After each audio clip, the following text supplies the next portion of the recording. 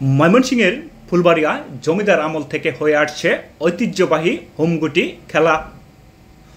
প্রতি বছর পৌষ মাসের শেষ দিন শক্তি ও কৌশলের এক খেলাটি অনুষ্ঠিত হয় দুই জমিদারের সীমান্ত এলাকা তেলিগ্রাম বড়িয়াটা গ্রামে।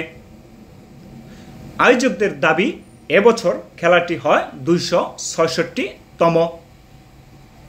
জমিদার আমল থেকে তাদের পূর্বপুরুষরা খেলাটির আয়োজন করেছেন, তারই ধারাবাহিকতা ধরে রেখেছেন তারা।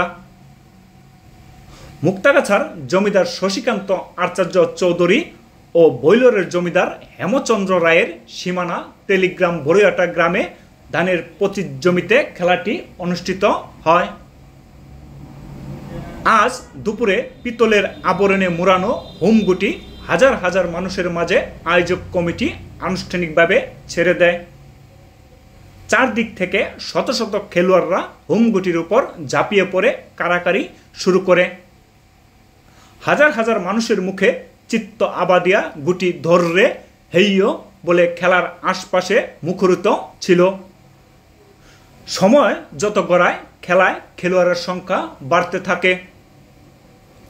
স্থানীয় প্রবীণ ব্যক্তি ও আয়োজকদের সাথে কথা বলে জানা গেছে, মুক্তাগাছার জমিদার শশীকান্ত আচার্য চৌধুরী ও ভৈলরের জমিদার হেমচন্দ্র রায়ের জমির পরিমাপের বিরোধ সমাধানে তাদের প্রজাদের মধ্যে কৌশল ও শক্তির খেলা হোমগুটির আয়োজন করেছিলেন। খেলার শর্ত ছিল, যে জমিদারের প্রজারা হোমগুটি নিতে পারবেন সেই জমিদারের জমির পরিমাপ হবে 6.5 শতাংশে 1 কাঠা।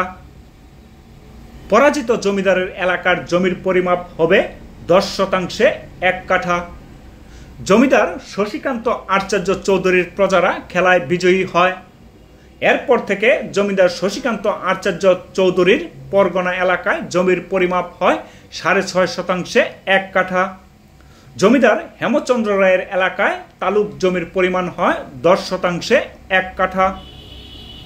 জমিদার শশীকান্ত আচার্য চৌধুরী ও জমিদার হেমচন্দ্র রায়ের প্রজাদের শক্তি ও কৌশলের হোমগুটি খেলার মাধ্যমেই দুই জমিদারের পরগনা ও তালুক দ্বন্দ্বের অবসান হয়। হোমগুটি স্মৃতি সংসদের পরিচালক এবি সিদ্দিক জানিয়েছেন, হোমগুটি খেলা ফুলবাড়িয়ার ঐতিহ্যবাহী একটি খেলা। মুক্তাগাছার জমিদার শশীকান্ত আচার্য চৌধুরী ও বৈলরের জমিদার হেমচন্দ্র রায়ের দুই জমিদারের জমির পরিমাপ বিরোধ সমাধান হয়েছিল এই হোমগুটি খেলার মাধ্যমেই।